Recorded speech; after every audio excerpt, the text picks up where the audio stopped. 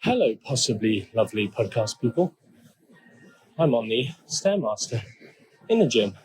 I've just been responding to a few DMs on Instagram of the same nature. I tried to record a video and it sounds terrible, so I'm trying it on this voice record. Essentially, it's around my comments regarding insulin and insulin sensitivity.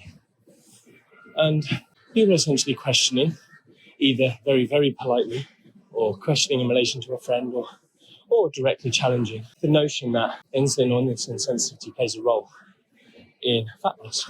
Now, one of the comments was essentially, some of my friends are using, GLP-1 agonist, like semaglutide. I think the one mentioned was Ozempic, which I think is the one that's bigger in the UK. They swear that their weight loss is much greater than before them when they've reduced calories. And then so essentially it must be due to insulin sensitivity. Now, there's a few things to notice with this, in that if you compare the impact of these drugs on various markers, so the GLP agonist will do a few things. Probably the most profound pharmaceutical effect that it has is the reduction of appetite. So people naturally reduce the calories that they're eating. So someone's eating a 1,500 calorie plan, and they say, I'm not losing weight. Then you give them this drug, and they stay on their 1,500 calorie plan, and suddenly they start losing body fat. And what's happening is they thought they were eating 1,500, but they were failing, and then they take this medication, and it becomes subconsciously easier to stick to that actual amount of calories daily. So another thing which can be slightly motivating is weight loss, not fat loss. So if it does happen, now something like metformin is another drug in this same area via a different mechanism. So metformin and GLP-1 agonists can be used at the same time. They don't work via the same mechanisms. Now, metformin is arguably much more directly affecting insulin sensitivity due to some of the pathways that it acts upon, and kind of the major reduction in what's called hepatic glucose production, which is your body putting glucose back into the body, into your bloodstream. And so via some of these mechanisms, we kind of see insulin sensitivity increasing. There's a change in kind of glucose and lipid metabolism. But what can happen is when someone's insulin resistant, which remember, you simply reduce calories, you will instantly become more insulin sensitive. As soon as fat loss starts occurring, as soon as liver glycogen, muscle glycogen slightly depleted, you'll get an increase in what's called non-insulin sensitive glucose uptake. There's a guy in the car park taking photos of my car. Always nice to see. And so one of these side effects is increasing insulin sensitivity when you take an appetite-lowering medication, because you lose weight, you lose fat, you lower glycogen levels, you reduce fat stores, both under your skin but also around your organs. Blood markers improve, your fasting blood glucose, fasting insulin, HbA1c over time comes down, but even cholesterol levels will improve. But when you look at metformin, the research on metformin, the weight loss effects are rubbish. That you're getting increase in insulin sensitivity. GLP-1 agonists seem to reduce body weight a lot more, highly likely simply through a reduction in calories, which is what people are arguing against. Yeah, calories might matter, but there's other things that matter loads. They don't. Insulin sensitivity doesn't matter loads. The improvement with lots of these medications is just a side effect. Although metformin, like I said, does have these direct impacts through impacting like 5-AMPK pathways.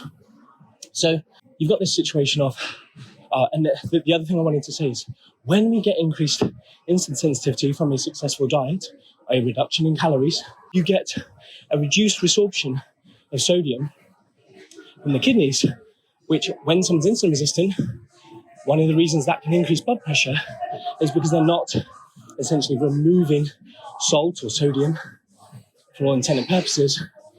You can call it salt. And so their blood pressure is going up because it's a closed system. Salt takes water with it.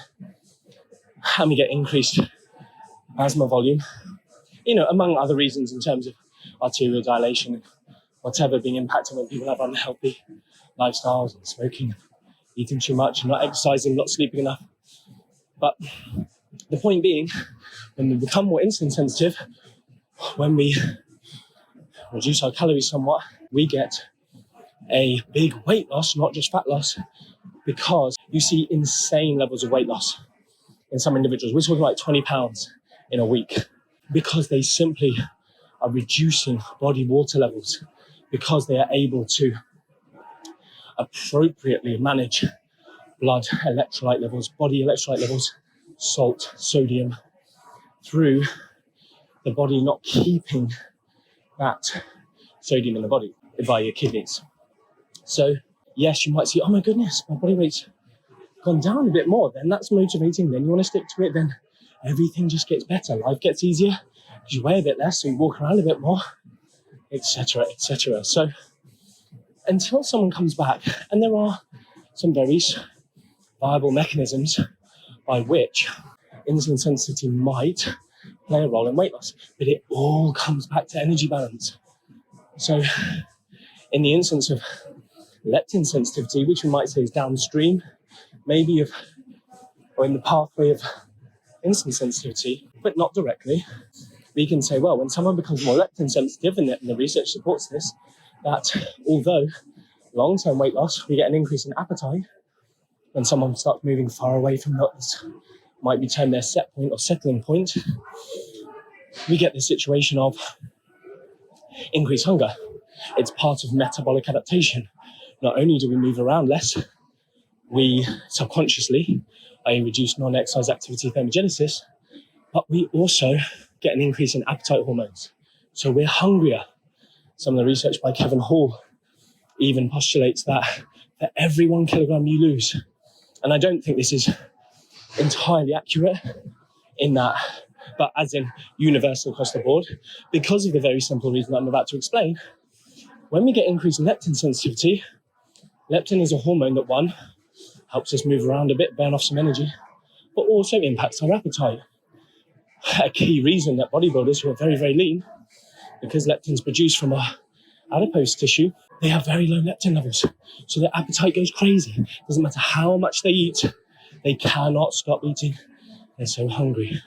So the reason for that is they're not producing leptin. If someone's leptin deficient, they will never be full up. So you have these children crying for food, 6-year-olds weighing 10 stone, 15 stone, because they just eat all the time and they're never satisfied and they're crying and their parents feel terrible. You give them leptin injections, it solves it. You give leptin injections to someone who isn't leptin deficient due to a genetic mutation, and what happens? Nothing, because the body is not sensitive to leptin. So when someone loses weight, I've done 26 minutes on the stepper. I've never done more than 15 minutes in my life. Even when I was competing in bodybuilding, I could never do more than 15 minutes cardio. Well done, Instagram and pretend podcast episodes. So when someone's not leptin sensitive, it doesn't switch off appetite. So at the initial stages of fat loss, we can increase leptin sensitivity, and then you're less hungry. You're better able to manage your appetite. So there's lots of these things that can be helpful. With these drugs, again, these drugs will only slightly lower appetite. They're not fat burners. Specifically, I'm talking about GLP-1 agonists, not metformin and the like. And again, there's people who shouldn't be able to distribute these products. Even doctors, we all know that they are under time pressure. They don't know much about nutrition always. They don't have the best training. But most of them want to help as best they can. And they have these drugs at their disposal. A fantastic doctor will say diet, exercise, encourage some resistance training, appropriate diet rather than just go keto. And at the same time, explain these drugs well. Which is why at MNU, we try to educate our students on stuff that loads of our competitors, because they're obviously very threatened by us, try to criticize, saying, oh, they teach clinical, that's wrong. We don't teach people to go around doing stuff, even though a random beautician can get hold of weight loss injections these days. But by being informed, like this podcast, on various things, eating disorders, PCOS, diabetes, severe obesity, they can be better prepared to help manage, to help support a doctor's recommendations. And that's why M&E is the best course in the world at this present time. Anyway, I'm going to do a podcast, I think, on a much, well-referenced, be a bit more prepared. But because I was answering this question so much, but you know what? The quality of this might be terrible, and I apologise for that. I don't have a microphone. It wasn't planned. I may have missed some stuff I should have talked about, but hopefully it just explains to you. And until someone comes and says a reason that insulin or insulin sensitivity is impacting weight loss so much, rather than just saying that buzzword, expecting everyone to believe them, we understand that food quality matters for people's health. But people can diet on junk food and lose loads of weight and fat. Everyone says, oh, go for protein first. No, it won't. Shut the front door. You don't know what you're talking about. Cite a reference or get the out. This is the thing. It all comes back to energy balance, and then how we can impact that. Is that through changing food types? Is that changing meal frequency? What is it? Lots of things could be impacting it. So I think I've explained that well enough for at least some people to go, yeah, I get it a bit more. I get why I might be experiencing that, or a friend might be experiencing it. And also maybe some of you who are so anti these weight loss medications, that's what I want to talk about more. I don't like evidence-based people who feel threatened by medication that might help do their job. And you'll see lots of this. People who've done other nutrition courses, nutrition degrees, have no idea how to really help people. So they get threatened by new technology, new drugs, anything that isn't come to see me, and I'll tell you how to eat less and exercise more. But whereas these things can just be really helpful adjuncts to what we do in nutritional counselling, the improvement in diet that will double the amount of weight loss whilst on these drugs, if done well, or more.